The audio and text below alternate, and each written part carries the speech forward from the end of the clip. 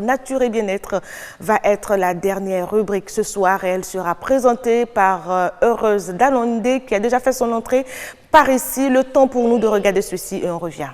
J'entends souvent parler des règles douloureuses.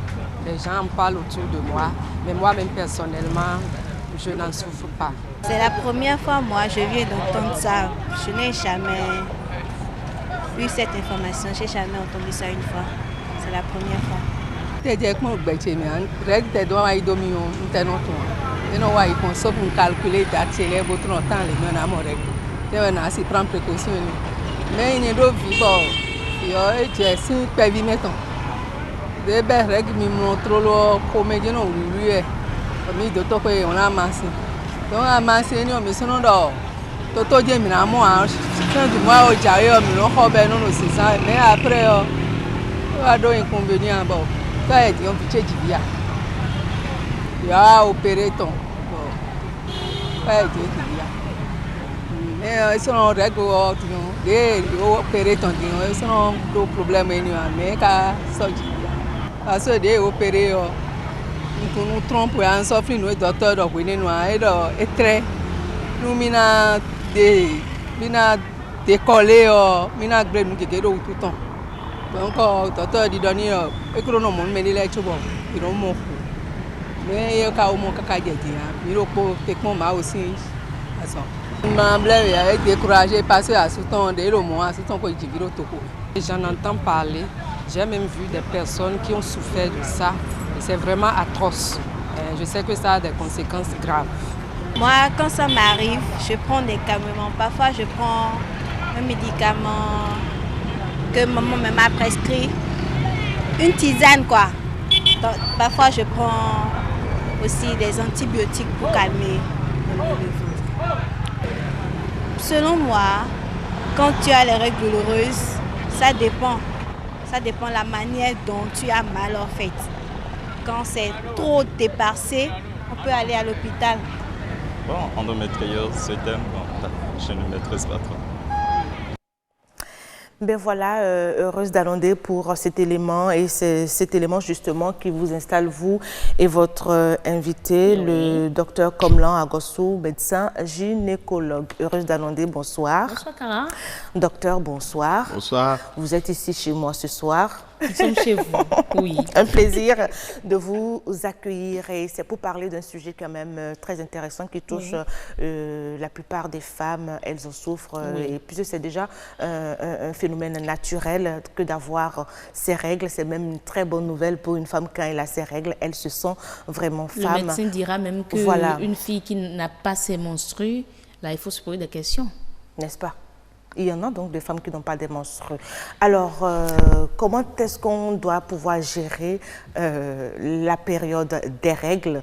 Parce qu'il y en a qui vivent cette période avec d'intenses douleurs. C'est le nœud de nos échanges tout à l'heure. Heureuse Dalondé, je vous laisse vous entretenir avec Monsieur Agossou. Merci à vous. La Carada Caradé. C'est moi. Alors, docteur, on a commencé par aborder un sujet hier, l'hygiène menstruelle. Voilà. Avant d'en venir aux règles douloureuses, je veux bien qu'on parte de là. Peut-être que, selon vous, je ne sais pas, l'hygiène menstruelle peut peut-être être, je ne sais pas, la cause ou pas. Une des causes. Je ne saurais le dire. Mais je sais qu'hier, vous nous aviez dit qu'il faut beaucoup plus miser sur des serviettes hygiéniques ou en tout cas tout ce qui est réceptacle propre, de qualité, pour éviter toute infection. Exact. C'est une question intéressante. Et pour la question d'hygiène, n'oublions pas l'hygiène corporelle. Parce qu'il faut se laver au moins 2 fois par jour, en dehors même de la période menstruelle aussi. Pour une autre raison, c'est que avec l'âge, il y a plus d'odeur corporelle. Donc, avec les menstruations, les caractères sexuels secondaires apportent plus d'odeur corporelle que chez l'enfant. Donc, on a besoin d'une toilette régulière pour éviter d'indisposer le milieu. Et donc, pour le reste, il faut bien gérer, il faut bien s'organiser pour pouvoir, par exemple, changer de serviettes. Par exemple, si on prend le cas d'une écolière ou une élève qui va à l'école, a priori, toutes les 4 heures au plus tard, on devrait changer de serviette. Encore qu'il faut qu'elle soit informée parce que toute petite, quand on a 11 ans, 12 ans, 13 ans, on a ses règles, on ne maîtrise pas toujours ces petits contours. Voilà, donc un besoin d'accompagnement par les parents, mais aussi à l'école.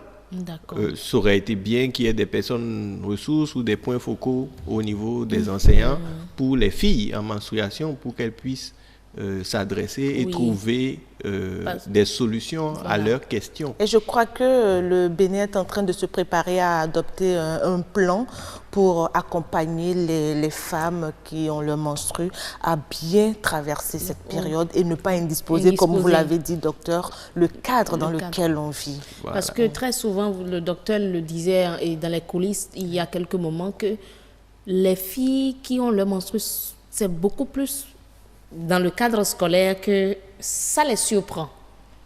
Beaucoup plus, mais quand ça survient, quel comportement adopter si on n'a pas un point focal, comme le dit le médecin qui s'occupe de ce genre de choses, elle est déboussolée. On est sûr de quelques, enfin, on est mal vu de ses camarades. Surtout quand ce sont les garçons qui le découvrent, qui lui disent, ben voilà, tu as une tache, ça choque, elle a peur.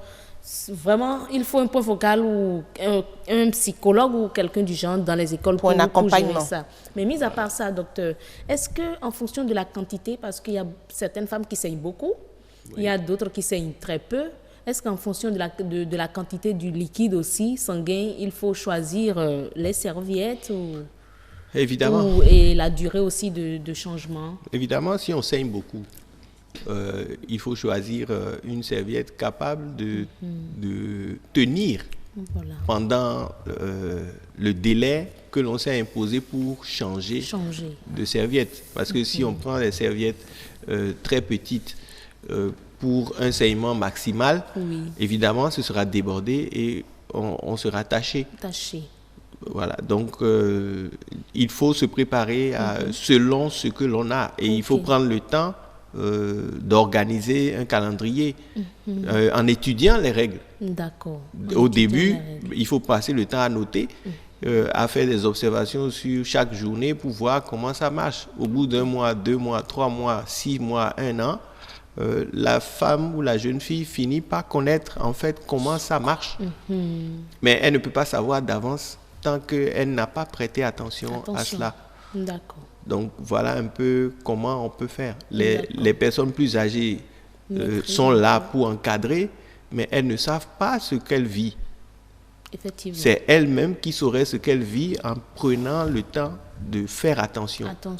Et c'est les plus expérimentés à leur apprendre à faire attention, à étudier, en restant derrière pour donner les conseils et vérifier si c'est fait. Mais je veux bien savoir, on parle de règles douloureuses, c'est d'ailleurs la principale thématique qu'on va aborder aujourd'hui. Est-ce que l'hygiène menstruelle non respectée peut être la cause de menstrues douloureuses le cycle prochain? Oui, dans certains cas. Dans les cas où les douleurs sont liées à une infection chronique. Donc, par exemple, le fait d'avoir des rapports sexuels pendant les règles est surtout des rapports sexuels non protégés pendant les règles. Non protégés pendant les règles. Surtout. Protégés encore, on peut comprendre. Oui, les rapports sexuels non protégés potentialisent le risque d'infection. D'accord. Puisque les rapports sexuels non protégés, même en dehors des règles, sont déjà le facteur d'infection sexuellement transmissible.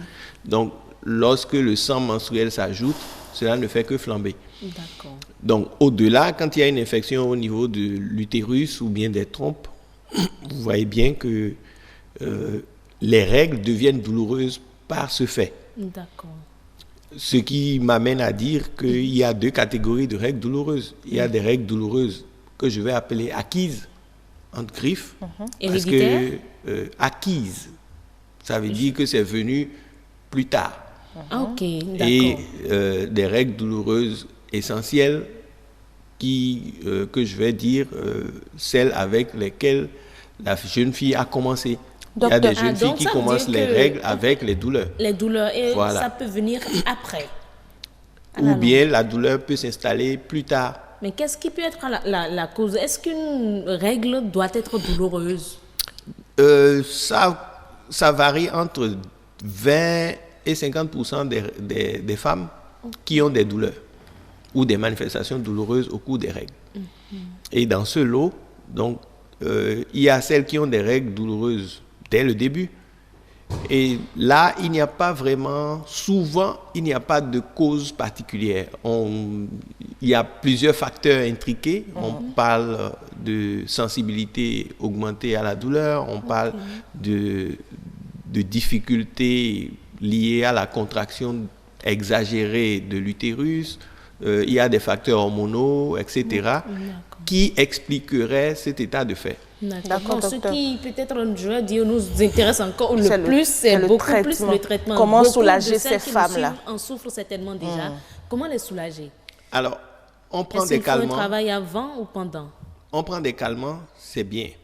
Mais il faut toujours voir un médecin, au moins une fois, pour s'assurer qu'il n'y a pas une pathologie derrière. Une maladie comme les fibromes, une maladie comme l'endométriose, une maladie comme les kystes de l'ovaire, une maladie comme une infection chronique. Tout ça peut causer une règle douloureuse. Tout ça peut causer des règles douloureuses. Et donc, l'examen médical est important. Et surtout si la douleur est moyenne ou élevée. Il ne faut pas rester toute seule. Il faut consulter pour obtenir des soins et une exploration poussée. Les explorations peuvent aller jusqu'à la chirurgie. C'est l'extrémité. Les règles douloureuses peuvent amener jusqu'à une exploration chirurgicale. Donc, docteur, ce qu'il faut faire quand vous souffrez des règles douloureuses, c'est d'aller voir un médecin. Forcément, pour avoir un avis médical éclairé. Mais est-ce qu'il y a des comportements qu'on pourrait adopter pour prévenir les règles douloureuses? Prévenir l'infection, oui. Mais le reste, il n'y a rien qu'on puisse prévenir. On ne peut pas prévenir d'avoir des fibromes, on ne peut pas prévenir d'avoir un kyste de l'ovaire, on ne peut pas prévenir d'avoir une endométriose, vraiment. Ce sont des pathologies et ça vient. Ce n'est pas comme un microbe qu'on peut éviter d'attraper en ayant des mesures d'hygiène comportementale, comme l'utilisation des préservatifs et l'éviction de rapports sexuels pendant les règles, par exemple. Ça permet d'éviter d'avoir des infections facilement. Par contre, le fibrome, les kystes de l'ovaire et autres, ce sont des pathologies qui ne sont pas des pathologies induites qu'on connaît. On sait que ce sont des pathologies multifactorielles, donc voilà un peu ce que c'est. D'accord. Mais il y a certaines idées reçues. Je vais peut-être aborder quelques-unes, sinon une peut-être. Est-ce qu'on peut en guérir? Est-ce qu'on peut guérir des règles douloureuses? Parce que très souvent, on nous dit, quand une femme en souffre, il suffit juste qu'elle accouche et que, bon, elle n'en souffre plus. Oui. Alors, c'est vrai que l'accouchement fait disparaître un certain nombre de règles douloureuses. D'accord. C'est vrai. Maintenant, lorsqu'on a des fibromes et qu'on est opéré, évidemment, les douleurs disparaissent. Lorsqu'on a un kyste de l'ovaire et qu'il est opéré, les douleurs disparaissent également. La plus difficile des situations, c'est l'endométriose, où le traitement est vraiment difficile. Le traitement est long, dans les cas les plus compliqués. Les cas les plus simples d'endométriose, lorsque le traitement est bien fait, ça y est, la douleur s'en va. Merci beaucoup, docteur. Heureuse d'annoncer. Un sujet très intéressant. On est resté même ici, monsieur ce plateau, saisi aussi à écouter le docteur religieusement. Et puis on est tous concernés. Religieusement, donc j'imagine que c'était aussi le cas de nos téléspectatrices et même téléspectateurs, parce que ça concerne aussi les hommes qui peuvent par moment accompagner moralement leur épouse, leur sœur. Ce sont les hommes qui contrôlent souvent, qui gardent souvent les dates de règles de ci, de ça, des dames. Donc, ils sont concernés.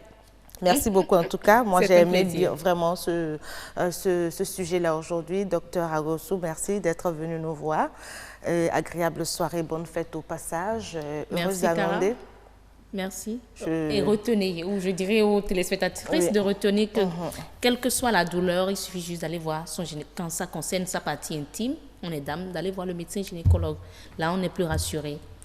Voilà qui est dit et qui clôture très bien, c'est ce plateau nature et bien-être, les règles douloureuses, les traitements, les causes. On a brossé juste quelques-unes pour les causes et quelques-uns pour les traitements.